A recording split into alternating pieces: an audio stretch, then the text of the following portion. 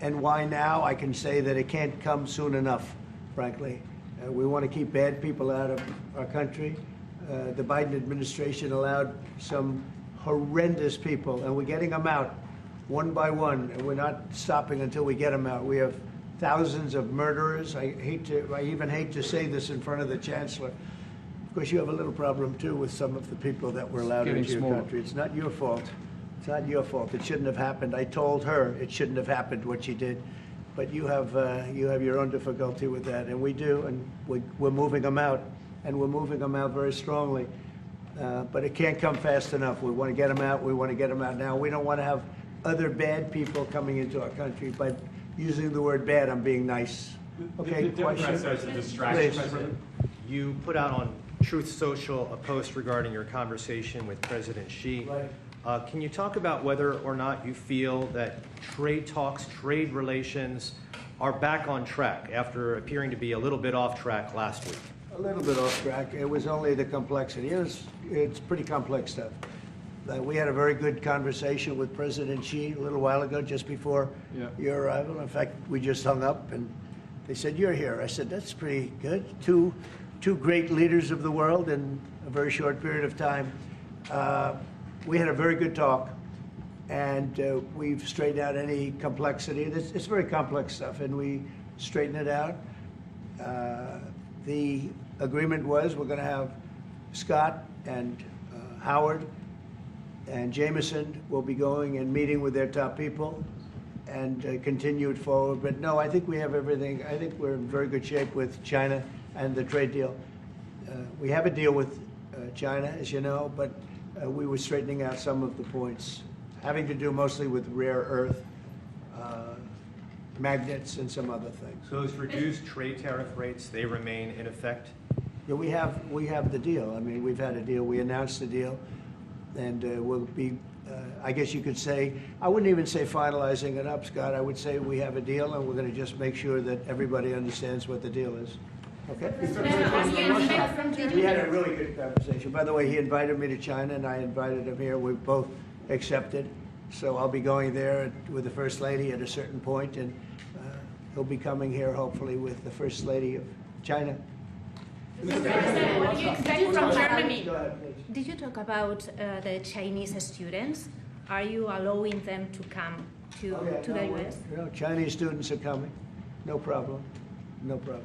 Okay, and on It's our Russia? honor to have them, frankly. Look, we want to have foreign students, but we want them to be checked. You know, in the case of Harvard and Columbia and others, all we want to do is see their list.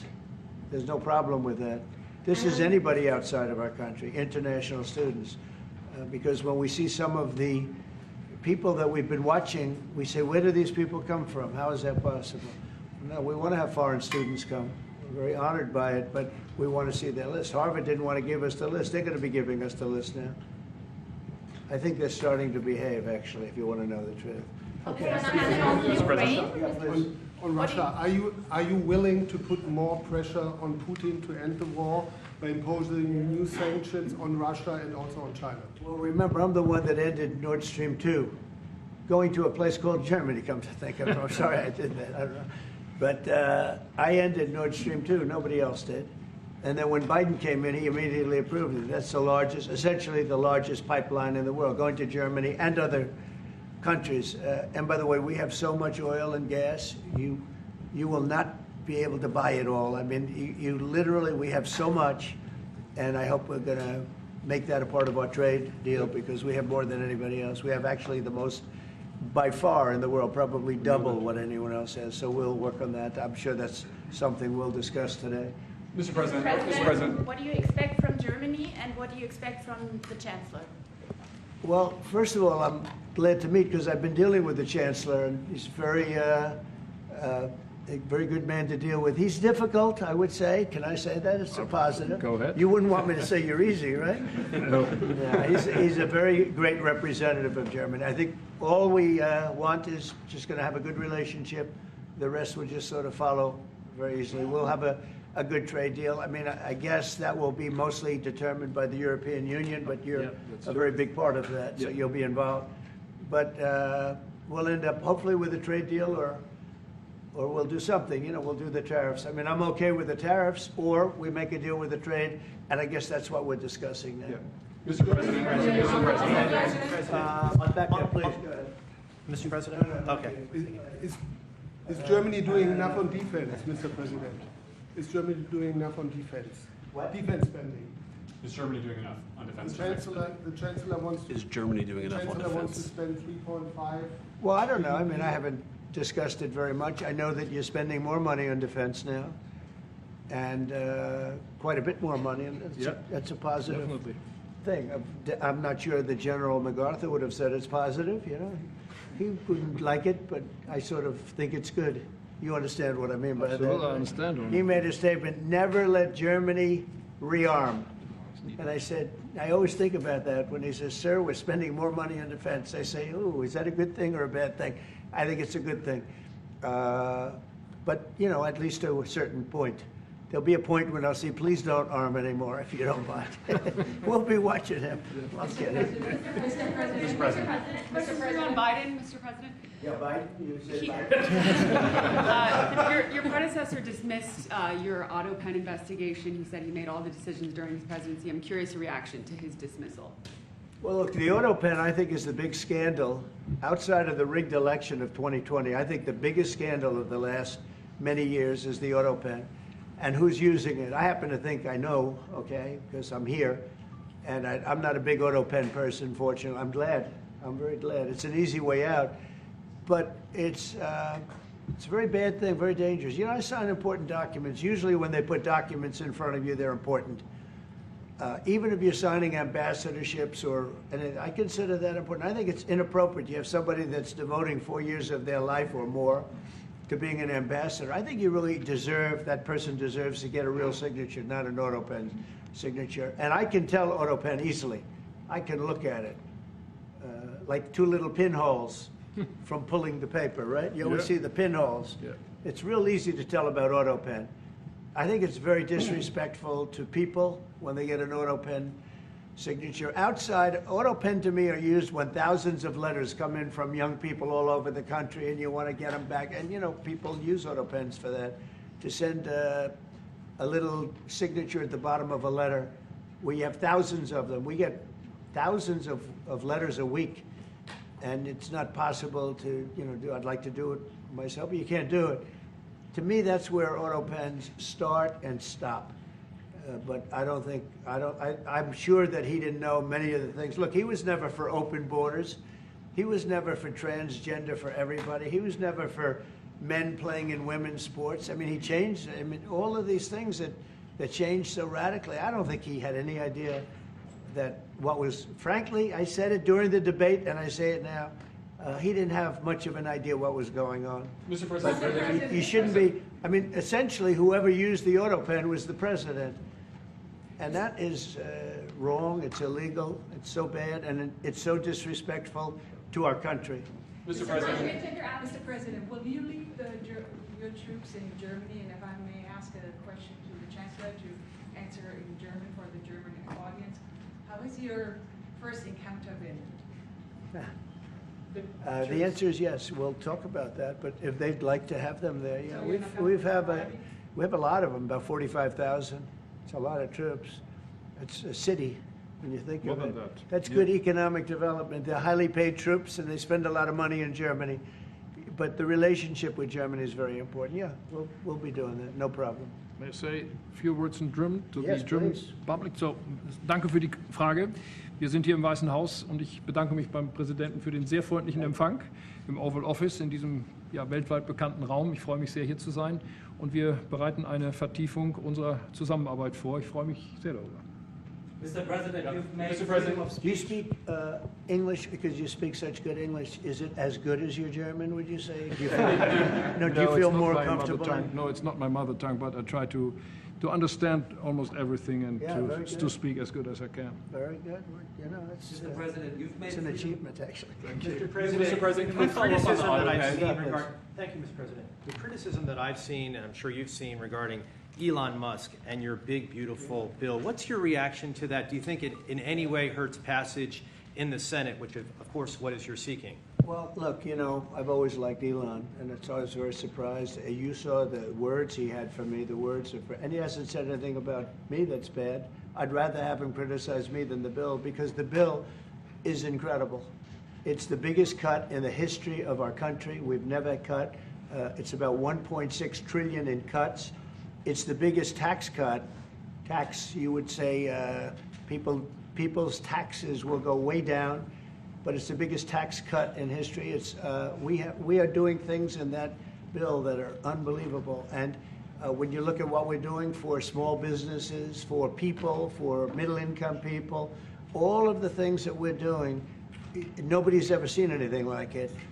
And, you know, Elon's upset because we took the EV mandate, and, you know, which was a lot of money for electric vehicles.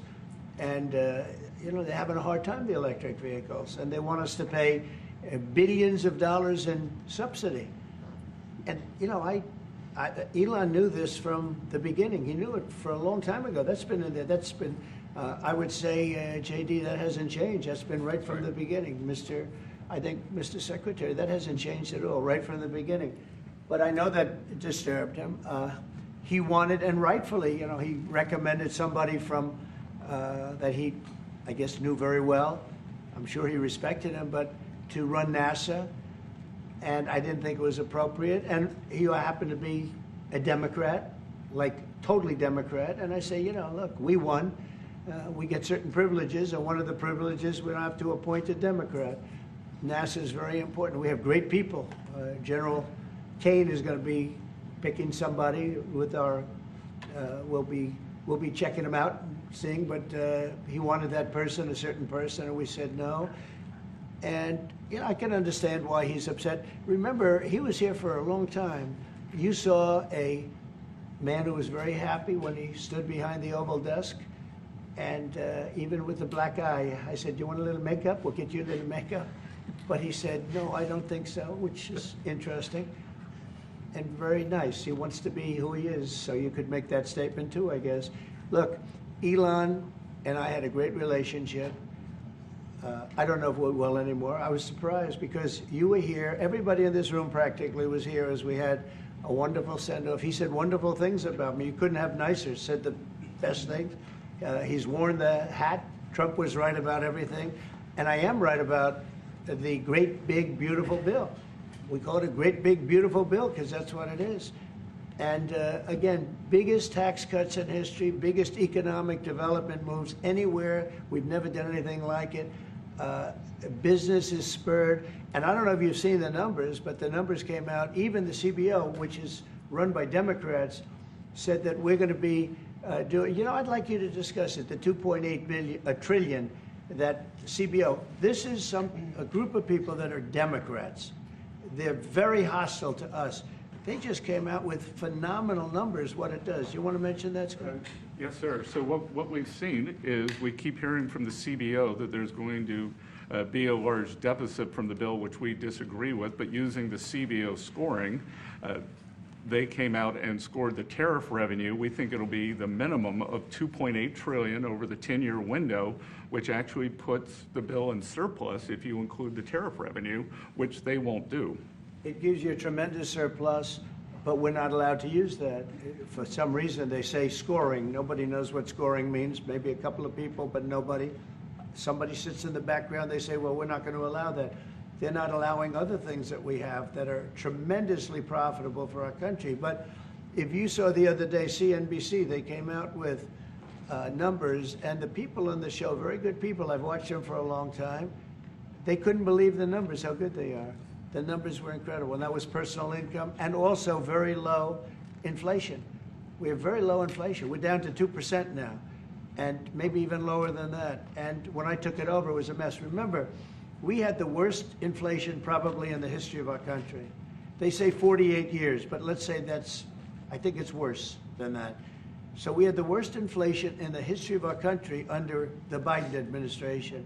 Now we're down to a beautiful number, 2%. You'd actually like to keep it there. Better than zero is 2%. It's going down maybe to 1, and 1% is like perfect. That's perfect. You don't want to have zero for certain reasons that nobody is very interested to listen to. but we have almost perfect inflation. Grocery prices are down, everything. Remember eggs? Eggs, we weren't going to buy another egg for the next 20 years. They were so expensive, right? Remember? You guys all hit me about eggs. Eggs have come down 400%. Everybody has eggs now. They're having eggs for breakfast again. But if you look at gasoline, very important. I think always the most important because it's the energy is the biggest factor. That's what happened. He screwed up our energy policy, and everything went up because energy went up. But now energy is way down, and they have states where you're at $1.98 a gallon for gasoline.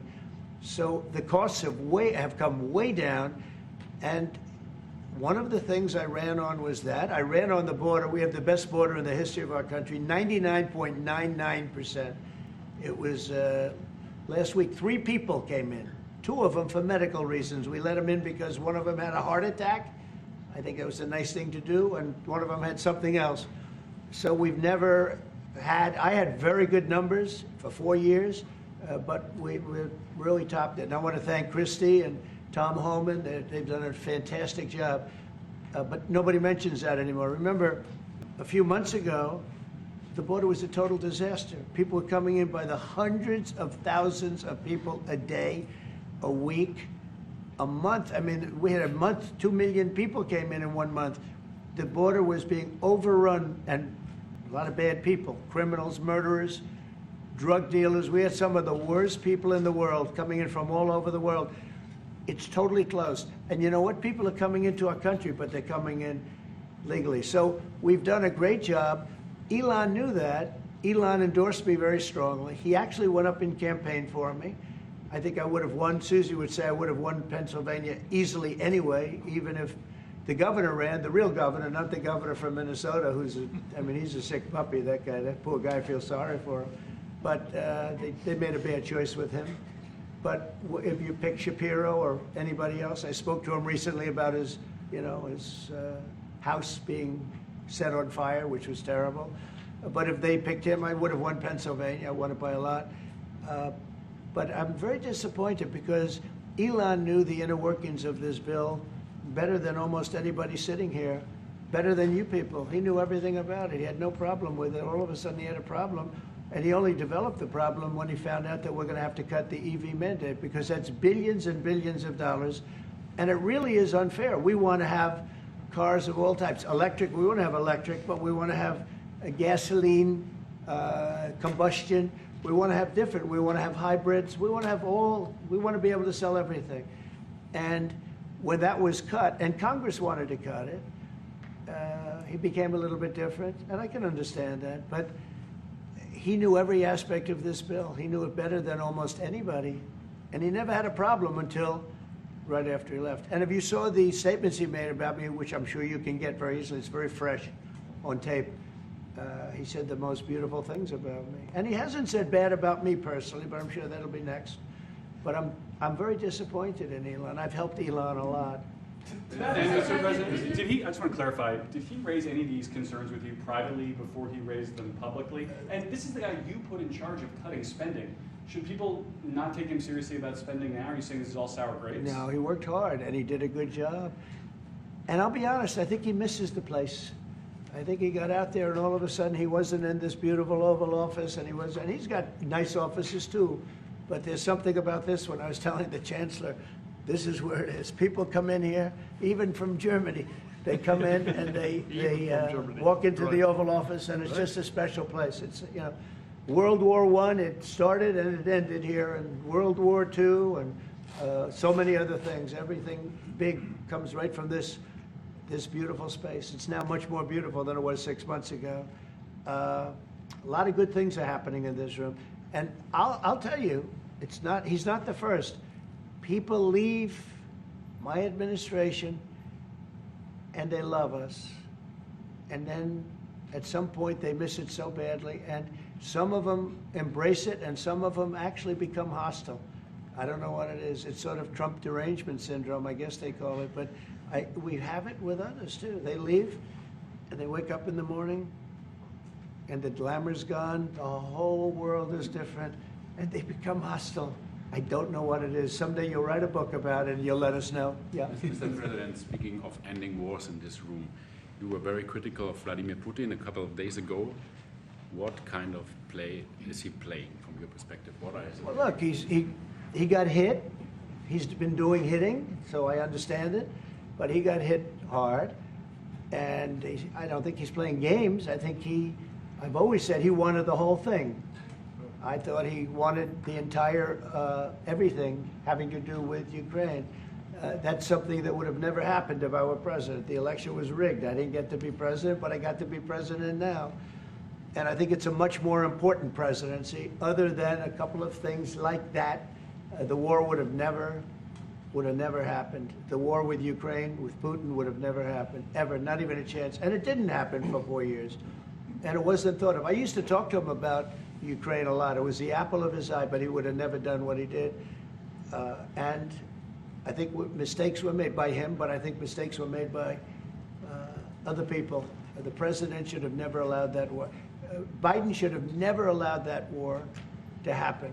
If you had the right guy in here, that war would have never happened. Israel would have never happened with Hamas. That would have never happened. The attack on Israel would have never happened because Iran was broke. They had no money. They had no money to give to Hamas or Hezbollah or anybody else. And all of that would have never happened. Inflation wouldn't have happened. It was caused mostly by energy. And the Biden administration messed up my great energy policy. We were down into the 190 a gallon, and it would have never happened. It was caused by energy and their bad spending on the Green New Scam and other things that they spent on. But all of those things would have never happened. But maybe most importantly, the war chancellor with Russia would never have happened with Ukraine. It was something that would have, you know, I dealt with Putin a lot. There was no chance, zero. And you know, a lot of people say, how do you know? For 4 years it didn't happen. There was never a chance of it happening. And he understood the consequences. Now, it's a shame. I mean, when you see all of those people, they came out with a report today that millions of people have died, much more than people thought. And I've been saying that for a long time. The amount of death in that war is far greater than the news has been reporting, or than, frankly, that either side has been reporting. It's a very sad thing. And I can tell you, just speaking for the chancellor, because we speak about it, he feels the same way. He wants to see it ended. Would you like to say something? Absolutely. And I'm here, Mr. President, to talk with you later on how we could contribute to that goal. And we all are looking for measures and for instruments to bring this terrible war to an end. And may I remind you that we are having June 6th tomorrow. This is D-Day anniversary, when the Americans once ended a war in Europe. And I think this is in your hand in specific, in ours. That was not a pleasant day for you? No, that was not a pleasant. This was not a great in the day. long run, Mr. President, this was the liberation of my country from Nazi dictatorship. That's true. So, That's true. And we know what we owe you. But this is the reason why I'm saying that America is again in a very strong position to do something on this war and ending this war. So let's talk about what we can do jointly, and we are ready to do what we can. And you know that we gave support to Ukraine, and that we are looking for more pressure on Russia. The European Union did, and we should talk about that. We will talk about it. And, Yeah. you know, it's good timing. The numbers for our country are through the roof, the economic numbers, because of the election and because of tariffs and other things, a lot of things.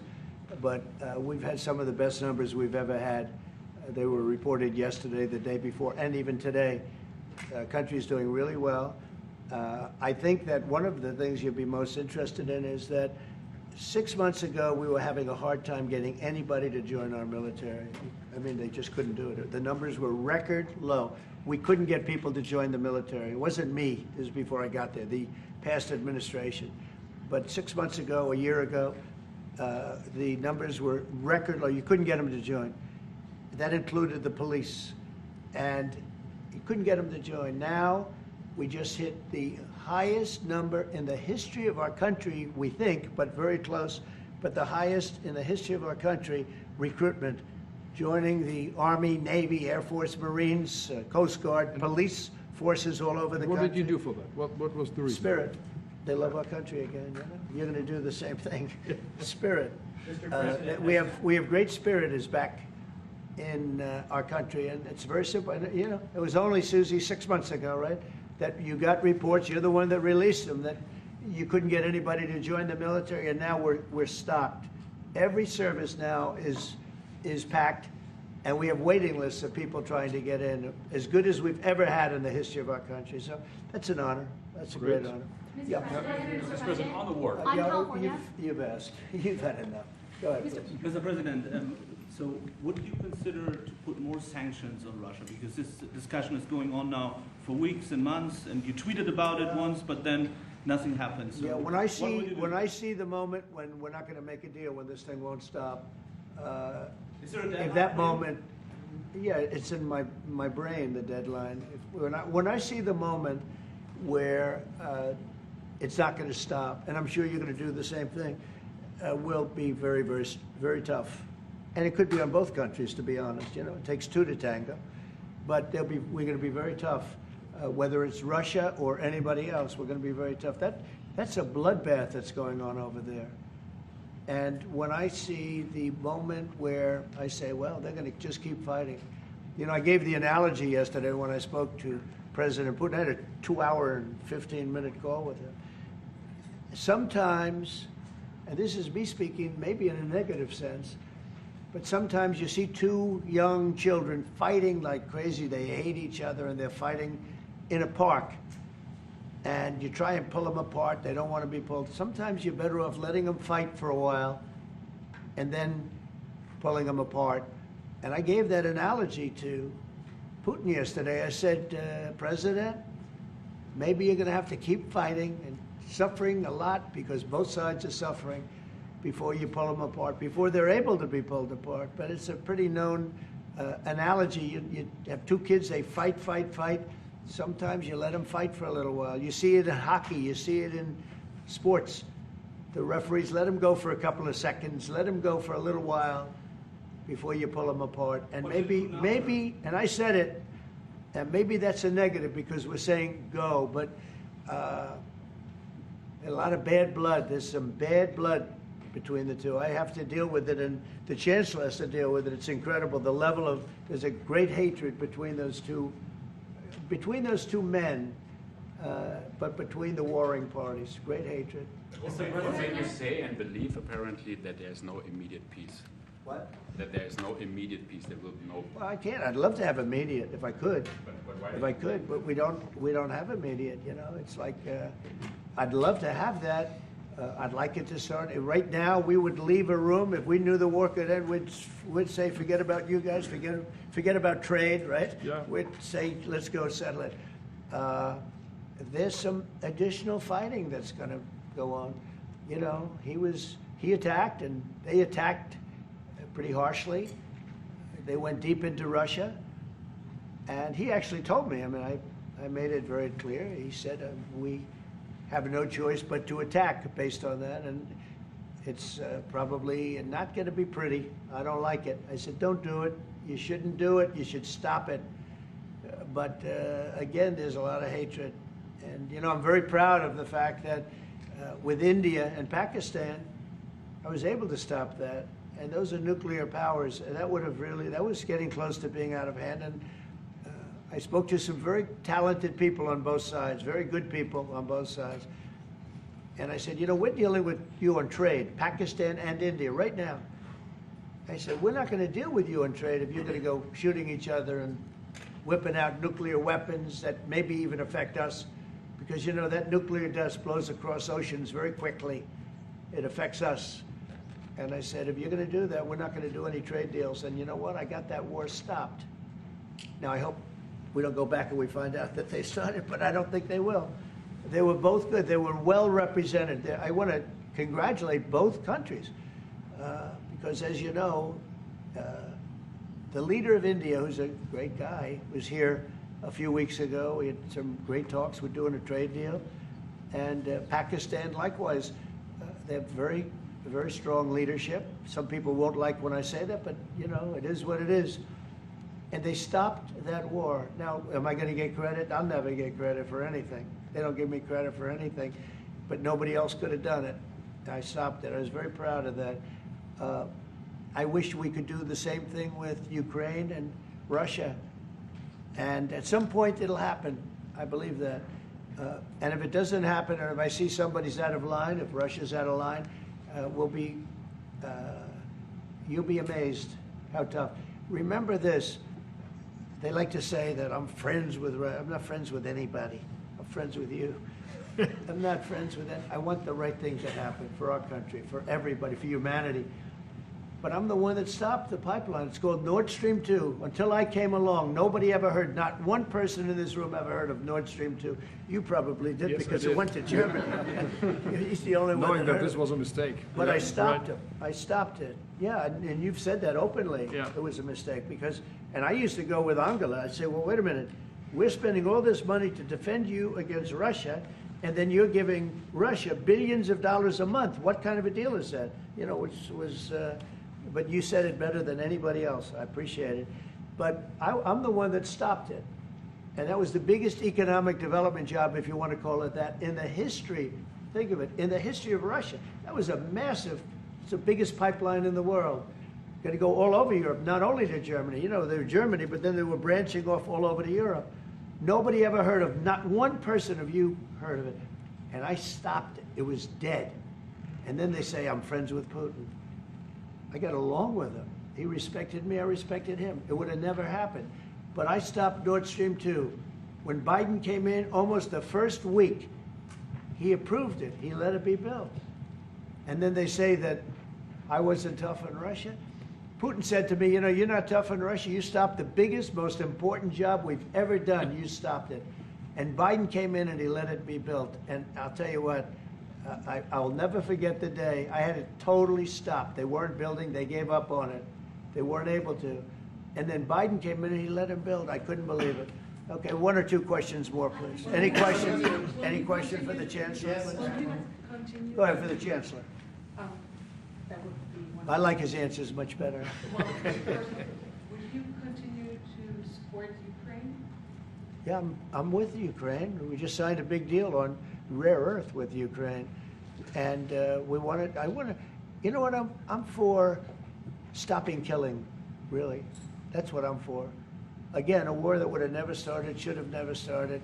I want to see the killing stop. We spent $350 billion, much more than Europe, but Europe spent a lot also. And they spent way over $100 billion. Yeah. So you're talking about close to $500 billion went into that whole thing.